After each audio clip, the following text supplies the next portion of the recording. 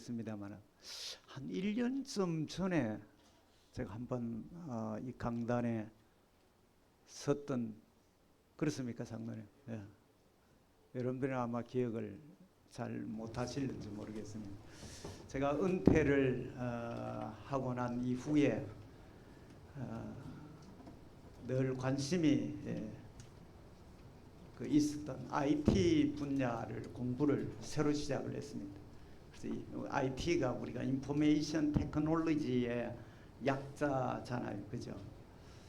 정보 기술에 대한 분야. 그래서 공부를 하면서 자격증을 딸 걸 한 3개 정도 이렇게 따고, 그렇게 하다 보니까 AI에 대한 게 자동적으로 공부를 또 하게 됐습니다. 그래서 AI 분야에 대한 부분들이 주로 이제 요즘은 처음에는 챗GPT가 나와서 챗GPT를 우리가 많이 사용했습니다만은 제가 사용을 실제 해보니까 제게 있어는 제미나이가 훨씬 나은 것 같아요.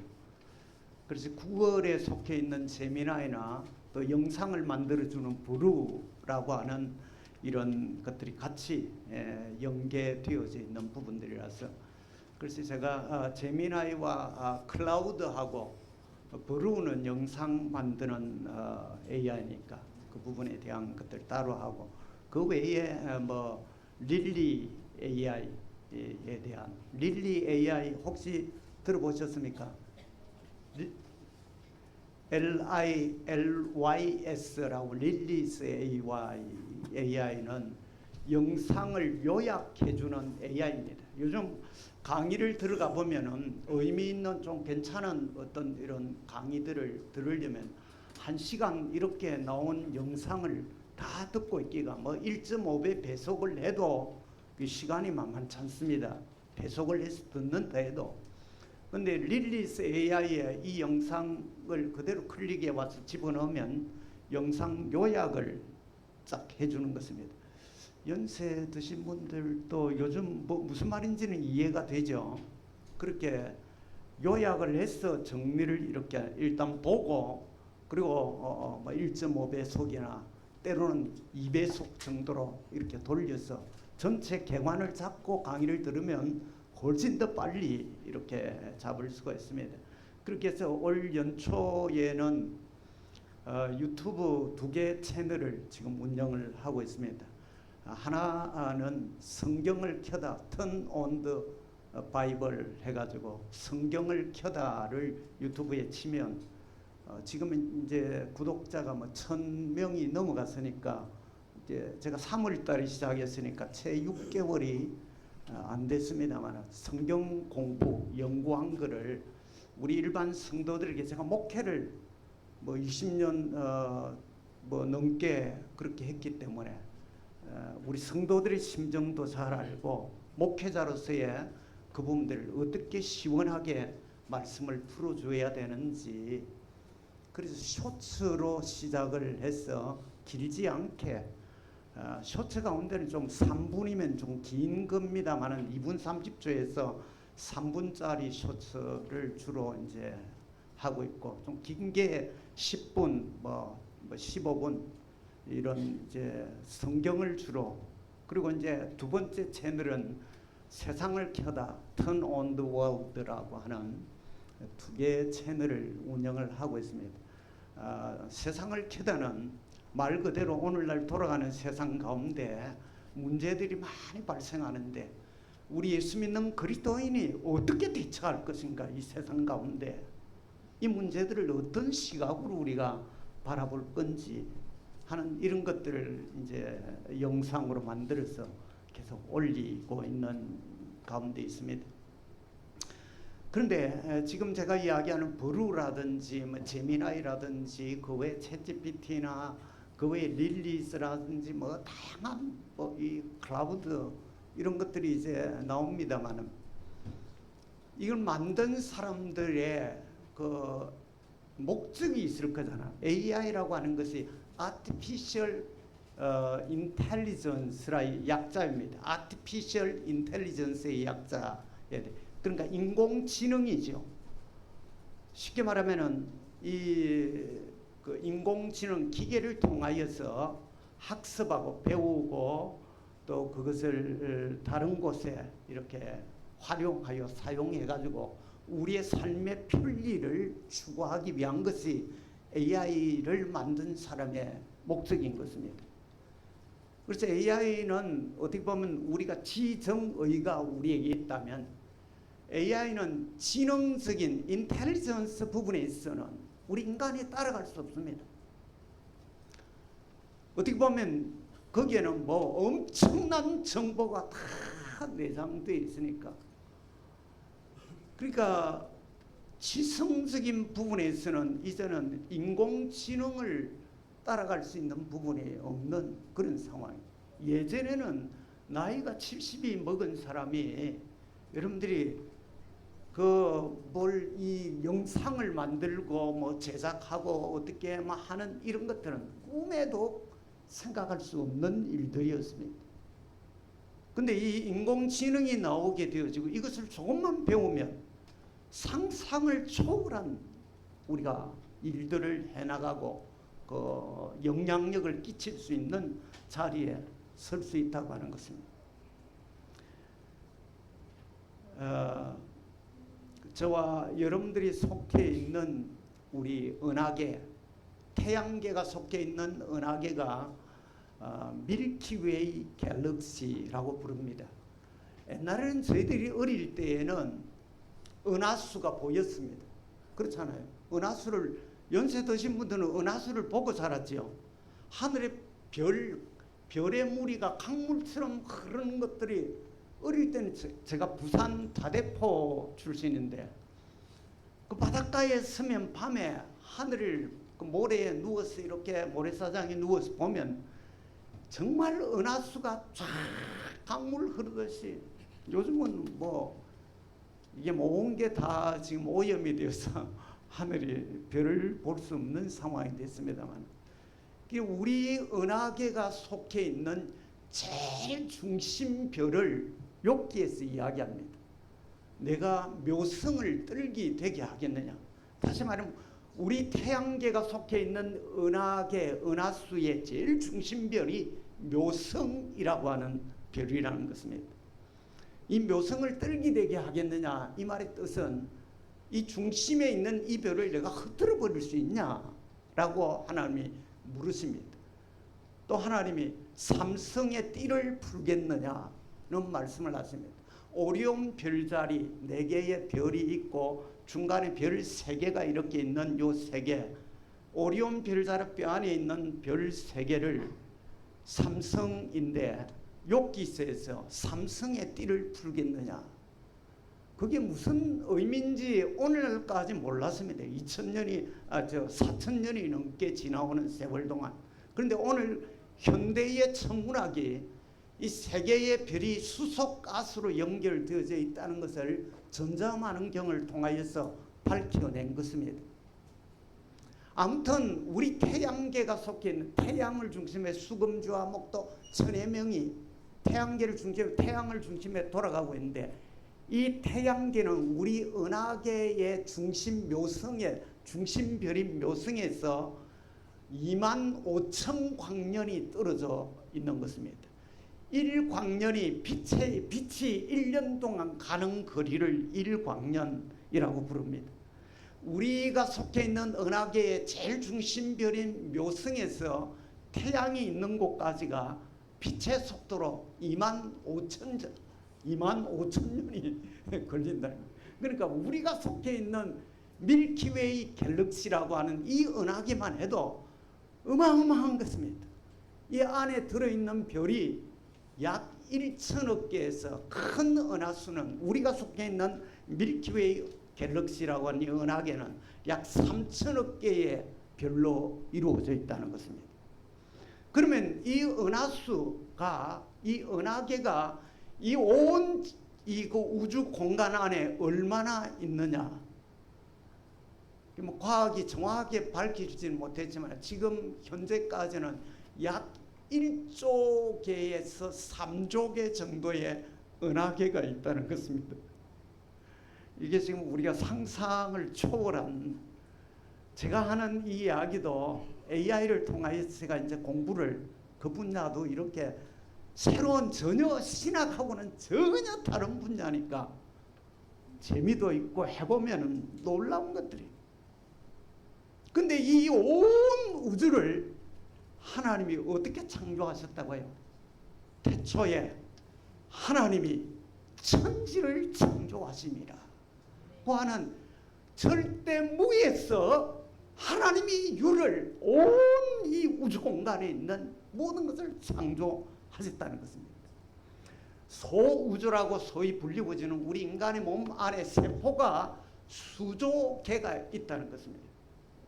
우리 몸의 세포가 조 단위를 넘어가는 정도로 하나의 작은 우주에 라고 불릴 정도로 그 안에 우리가 DNA 유전자를 가지고 있는 이것이 엄청난 생명의 신비를 가지고 이렇게 우리 손자를 보면 저를 똑 닮았어요. 어떻게 그렇게 DNA가 유전자가 하나님의 신비는 정말 놀라울 정도입니다. 오늘 제가 차고 온 건 그게 아니네. 파텍 필립이라고 하는 시계가 있습니다. 제일 산 게 3천만 원에서 한 1억. 제가 집에 있는데 밖에 오늘 차고 오려고 하다가 안 차고 왔습니다. 그 시계는 제 친구가 한 4년 전에 천국 갔습니다. 이 친구가 천국 가기 전에 간암으로 마지막 갔을 때 병원에 제가 명분 안 했을 때 풀어서 저한테 준 시계인 거예요.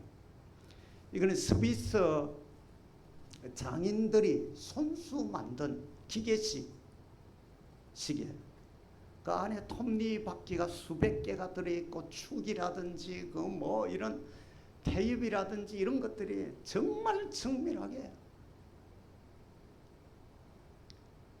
여러분 우주에서부터 시작해서 뭐 요즘 나오는 AI라든지 그 외에 우리 몸이라든지 이런 것들이 어느 날 빅뱅으로 의해서 빅뱅이라는 것이 큰 폭발이라는 말이죠.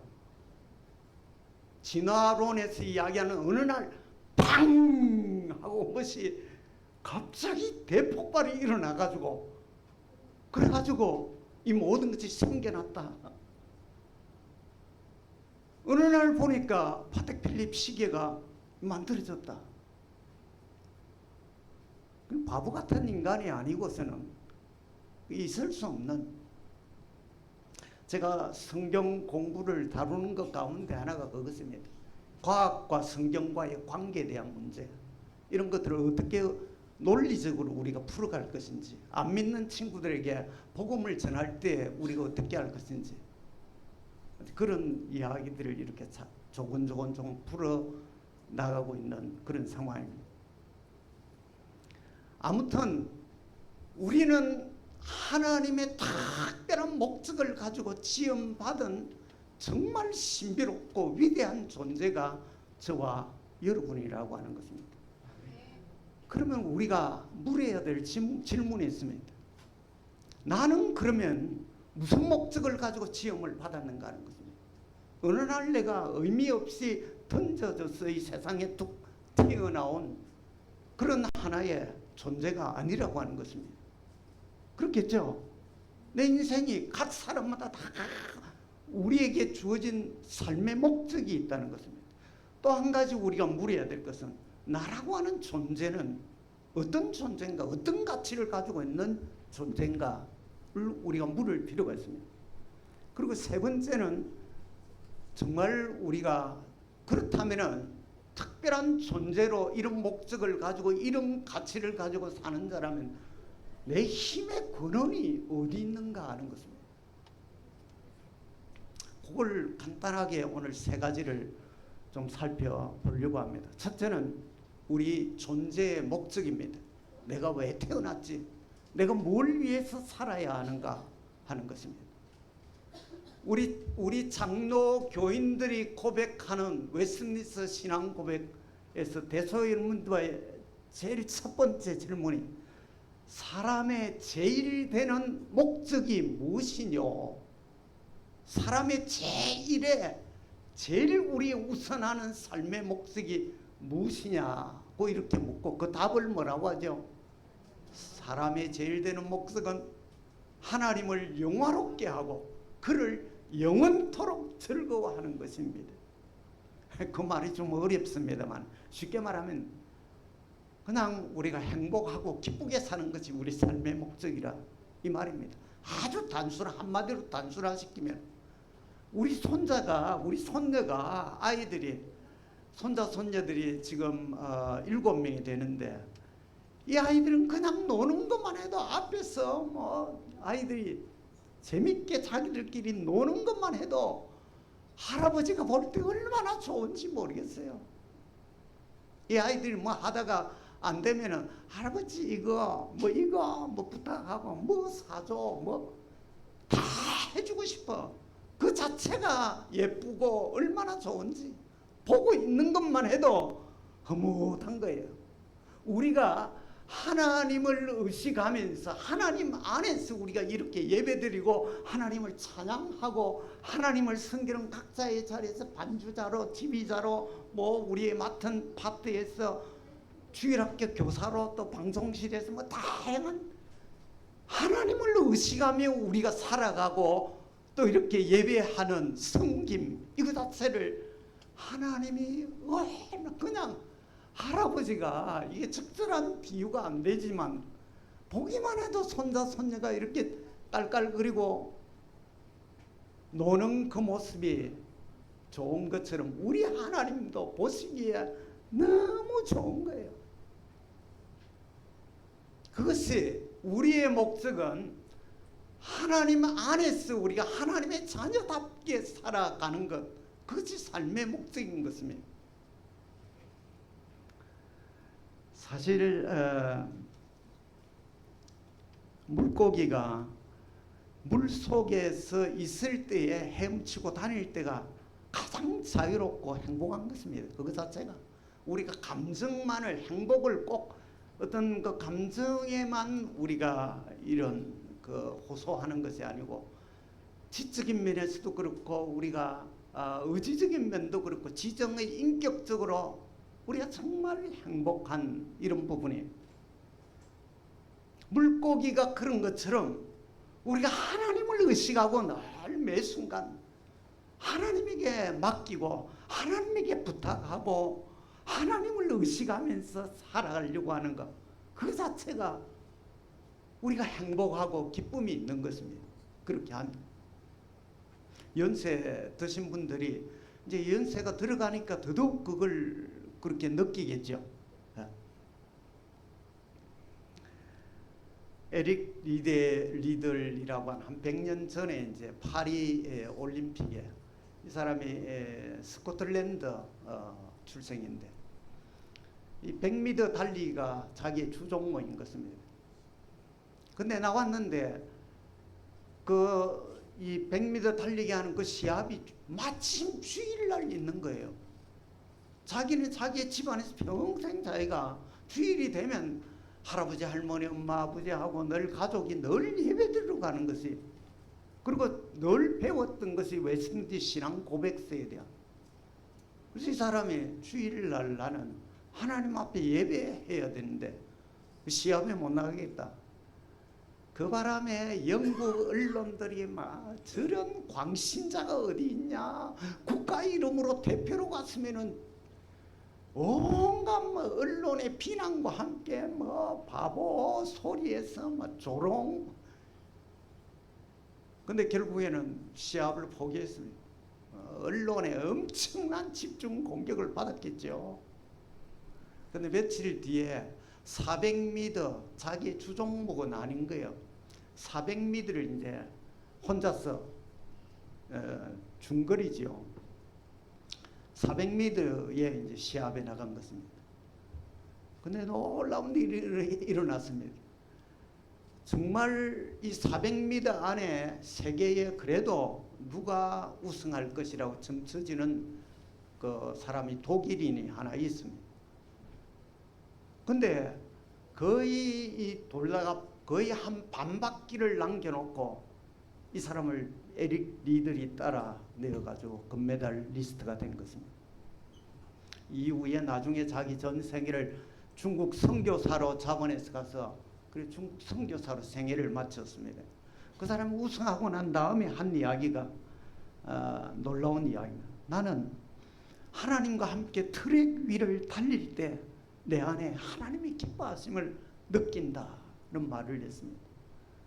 그때는 영국의 언론이나 많은 사람들이 저게 뭐 광신자가 무슨 미친 소리를 하냐, 뛰고 있을 때 자기 안에 하나님이 함께하는 것을 인하여 자기는 가장 기쁘다, 즐겁다. 우리의 삶의 목적은, 그리스도인의 삶의 목적은 하나님 안에 있으면서 그냥 그 자체로 하나님을 의식하면서 의논하면서 그렇게 사는 것 자체가 특별하게 뭘 성과를 이루고 업적을 이루고 뭘 대단한 걸 이루어내고 뭐 윤리 도덕적으로 실패하지 않고 완벽하게 살아내고 이런 것이 아니라니까요. 그냥 하나님을 의식하면서 우리는 늘 넘어지게 되어 있습니다. 목사라고 여러분들이 다 똑같습니다. 로마서 7장에 바울이 뭐라고 했습니까? 그 위대하던 바울, 대단한 바울이잖아요. 그가 고백한 것이 내가 원하는 바 선은 행치 아니하고 원치 아니하는 바 악을 내가 행하는도다. 오라 공고한 사람이로다. 이 사망의 몸에서 누가 나를 건져내랴. 탄식을, 바울 역시도 때때로 이런 탄식을 할 수밖에 없을 정도로 내 생각 속에 어둠의 생각들이 많은 우리의 타락한 욕망들이 그 외에 우리를 유혹하는 것들에 순간순간 우리가 넘어지면서 여기까지 달려왔지 않습니까? 하나님의 은혜로 넘어져도 하나님 불쌍히 여겨주고 우리가 깨어지고 도무지 우리는 절망적으로 포기했다고 할 때 하나님은 한 번도 우리를 포기하신 적이 없다는 사실입니다. 그것 때문에 우리가 여기까지 온 것입니다. 다만 우리가 잊지 말아야 될 것은 하나님을 늘 의식하는 것입니다. 하나님이 나와 함께 있다는 것을 우리가 잊지 않으려고 하는 것입니다. 두 번째가 살피려고 하는 것이 내 가치가 어떤 우리가 존재인가 하는 것입니다. 고린도전서 6장 20절을 한번 띄워 주시겠습니까? 한번 같이 우리가 같이 읽도록 하죠. 값으로 산 것이 되었으니 그런즉 너희 몸으로 하나님께 영광을 돌리라. 어떤 값으로 산 것이 되었다고 여러분들이 아시고 있는 대로 예수 그리스도의 생명의 값을 지불하고 하나님이 우리를 향하여 너는 내 것이라, 너는 내 것이라고 부른 것입니다. 하나님의 소유로 여러분들이 경제학에서는 대가를 치룬, 값어치를 치룬 것만큼 그 가치가 소중해지는 것입니다. 하나님이 저와 여러분을 하나님의 딸로 하나님의 아들로 삼기 위하여 지불한 값이 예수 그리스도의 보혈이라고 하는 사실입니다. 그만큼 우리가 소중하고 귀한 것입니다.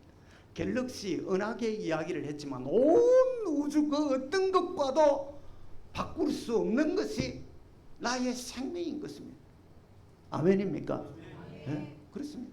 우리의 생명을 그 어떤 것 여러분들이 준다고 해도 바꿀 수가 있습니다. 거기에는 우리 예수 믿는 사람들에게는 이 내가 가진 생명은 예수의 피값을 지불하고 산 하나님의 존귀한 생명이라고 하는 사실입니다.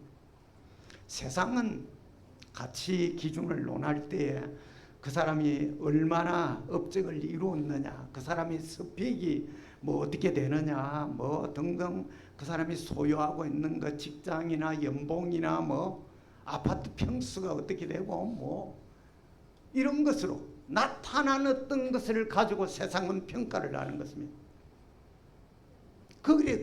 그러니까 세상 많은 사람들이 거기에 절망하고 비교의식 속에 낭망하고 패배함을 가지기도 하고 뭐 이런 자리거든. 근데 하나님은 눈에 나타난 어떤 것을 가지고 우리를 평가하지 않습니다. 그렇게 평가할 수 없습니다. 제가 영국에 한 4년을 살았습니다. 유럽에서 한 6년을 살다가 들어왔는데, 여러분, 태어나서 보니까 내가 왕족으로 태어났어. 내가 태어나고 보니까 우리 집안에 아무것도 없는, 정말 가난하게 짝이 없는 집안에 태어났어. 이걸 세상 잣대를 가지고 비교를 어떻게 합니까? 이미 우리가 태어날 때부터 다르게 태어났는데, 소유나 우리의 주어진 환경이라든지 외모라든지 뭐 다양한 것들이, 그걸 어떻게 우리가 똑같은 잣대 위에 올려서 그걸 가지고 평가를, 누가 더 낫고 더 못하고 뭐 어떻게 평가를 하는 것입니까? 그렇습니다. 우리 모든 존재는 하나님의 절대 주권하에 우리가 그 자리에 태어나고 그런 환경이 주어지고 그런 삶을 살아왔고, 거기에 나만이 그렇게 살아온, 그렇게 하나님이 주어진 우리가 존재로서의 가치가 있는 것입니다. 여기에는, 우리가 예수를 믿은 여기에는 그 어떤 것과 비교할 수 없는 값어치는 예수 생명의 값, 예수님의 십자가에 흘리신 보혈의 값으로 저와 여러분이 여기에 존재한다고 하는 것입니다. 그래서 여러분 뭘 좀 못해도 뭐 너무 그렇게 신경 안 써도 됩니다. 그것 때문에 주눅이 든다든지 너무 그렇게 하지 마세요. 이래나 저래나 우리가 시간은 흘러가게 되어져 있고, 세상적인 어떤 기준, 평가에 너무 여러분들 신경을 쓰지 마시기 바랍니다. 반고흐라고 하는 화가를 아시죠? 19세기 그 후반에 초반의 화가였습니다. 근데 정말 가난한 집에는 태어났고, 이 사람이 평생에 그렸던 그림이, 그 당시에 대부분 19세기의 그 초반대의 그림들은 사실화였습니다. 사실 그대로를 똑같이 얼마나 잘 그리는가가 그 화가와 그림의 값어치가 올라가는 것입니다. 근데 반고흐의 작품을 여러분들이 아는 것처럼 이건 뭐 사실화하고는 너무 동떨어진 것입니다. 자기가 평생에 한 900편의 그림을 그렸습니다. 근데 자기가 살아있는 동안에 팔린 그림은 딱 하나, 붉은 포도밭이라고 하는. 혹시 그림이 띄워집니까? 방송실 붉은 포도밭. 자기가 이 반고흐가 살아있을 때에 팔렸던 작품입니다.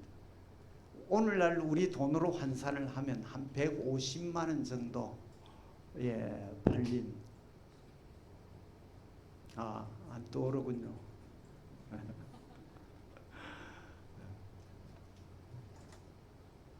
근데 오늘날 반고흐의 작품이 얼마 전에 이게 경매의 갓세 의사의 초상이라고 하는, 이게 경매에 나와가지고 8,250만 달러.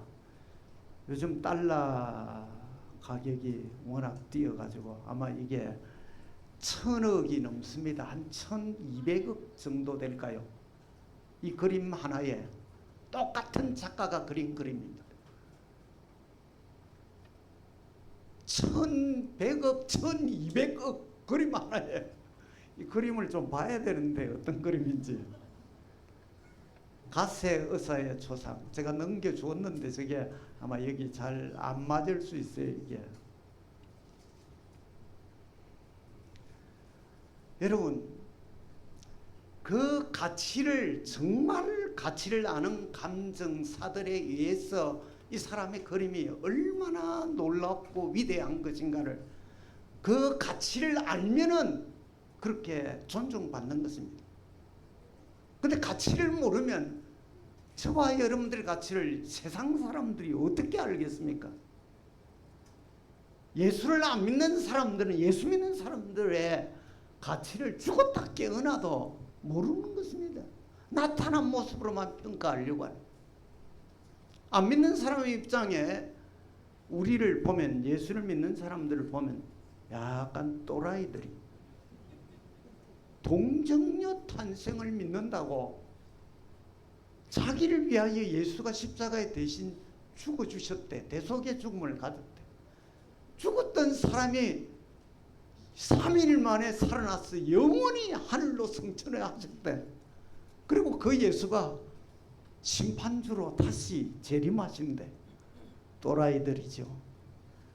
예수 안 믿는 사람들 입장에서 보면, 아니 무슨 그 황당한 어디 신화적인 것도 아니고 저게 어떻게 저 똑같은 집단의 저 무리들이 그걸 믿고 있다는 것이 도무지 이해가 안 되는 것입니다.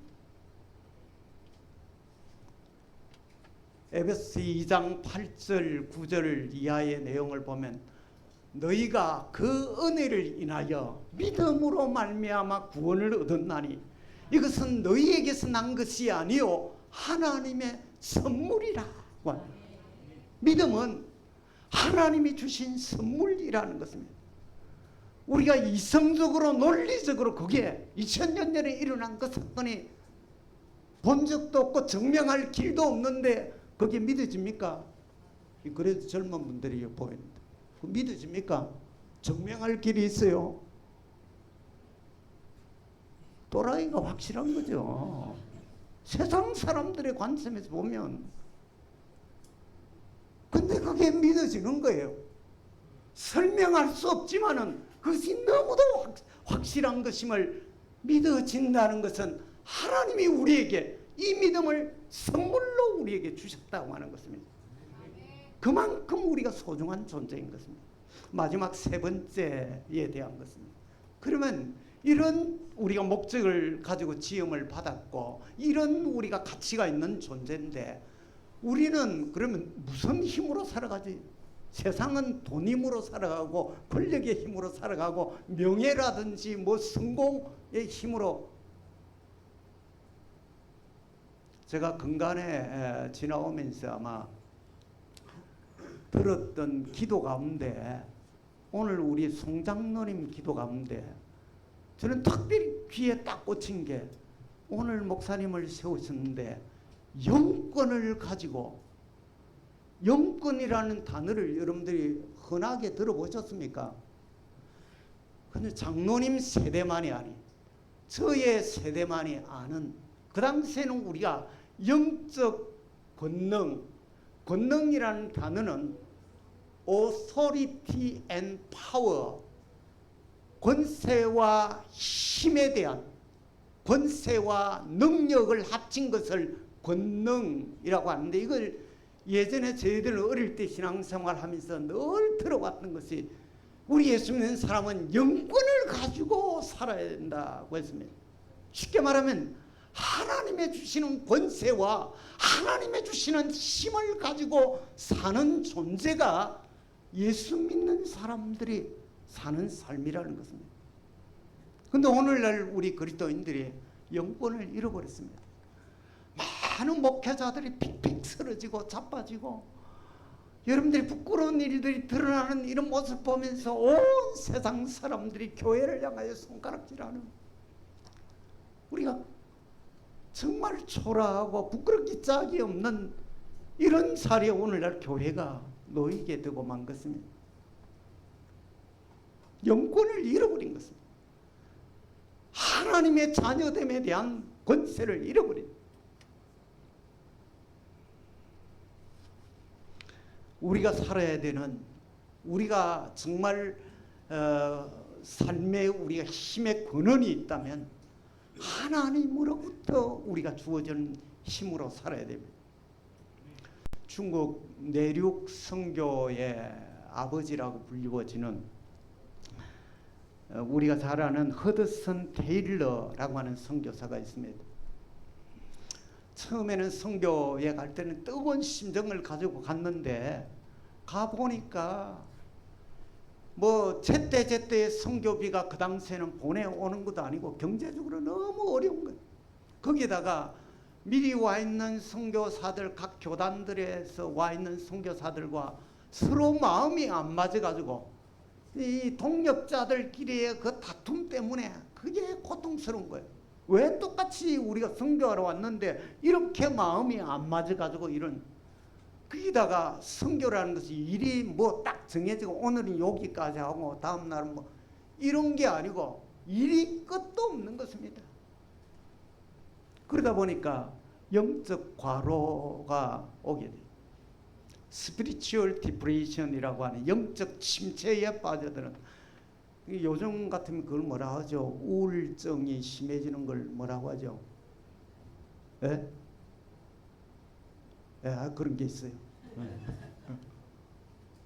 정말 이 허드슨 테일러가 선교 초기에 한 3년에서 5년 동안은 완전히 죽을 쓴 것입니다. 소위 말하면 너무 힘든 거예요.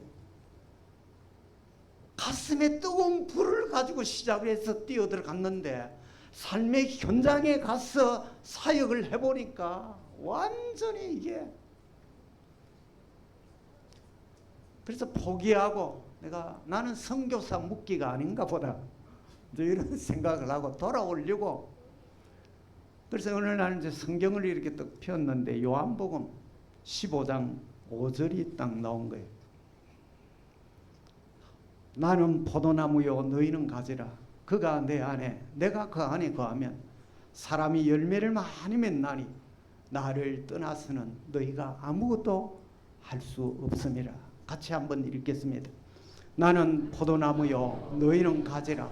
그가 내 안에 내가 그 안에 거하면 사람이 열매를 많이 맺나니 나를 떠나서는 너희가 아무것도 할 수 없습니다.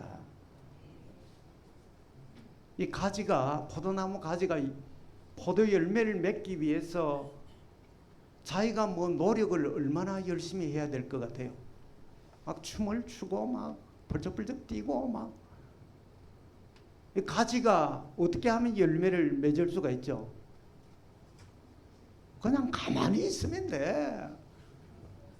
원 가지 줄기에 떨어져 나가지 않도록만 가만히 제자리만 있으면 되는 거예요. 자기가 이 말씀을 읽다가 무릎을 탁 쳤습니다. 내가 뭘 하려고 가슴에 뜨거운 불을 가지고 젊음으로 왔으니까 자기가 뭘 했어? 뭘 영혼을 살려보려고. 죽은 영혼을 누가 살린단 말이에요? 전도에서 여러분들이 영혼을 살리는 지 힘으로 하는 겁니까? 그냥 우리는 가서 전할 뿐인 것입니다. 받으려면 받고 안 받으려면 치아프라. 뭐 이 엄청난 이 복음, 우리가 가진 이 보물을 우리가 당당할 필요, 겉으로는 그렇게 표현을 내면 안 되지만 속으로는 그럴 필요가 있습니다. 받으려면 받고 뭐 하고 마는 것을 우리가 어떻게 해볼 수 없는 것입니다. 그냥 우리는 성실하게 좀 이렇게 감동을 뭐 줄 정도로 뭘 좀 이렇게 해보는 건 우리가 할 수 있는 까지 하는 거. 너무 우리가 하나님보다 앞서가려고 성령보다 앞서가려고 할 필요가 없는 것입니다. 다만 우리가 한 것에 대해서 요나 보세요. 너희 3일 후면 끝난다 좋은 말 할 때 그것도 큰 소리로 한 것도 아니에요. 성을 3일 길 지나가야 되는 큰 성인데 중얼중얼 혼자 그러면서 야 이것들아 너희들 3일 후면 끝나 좋은 말 할 때 회개해. 그냥 그러고 지나가 버렸습니다. 근데 하나님은 어떻게 일하시죠? 하나님 만세 전에 영생 주시기로 작정된 백성들은 때가 되면 하나님 부르시는 것으로 믿으시기 바랍니다. 우리는 순종을 하는 것입니다. 그냥 우리의 신앙의 삶 가운데 우리 힘으로 할 수 있는 것이 사실은 하나님이 요청하시는 많은 명령들을 들여다보면 내 힘으로 할 수 있는 것 별로 없습니다. 수영 잘 하는 사람은 처음에 물에 잘 그냥 뜨는 것을 잘해야 됩니다.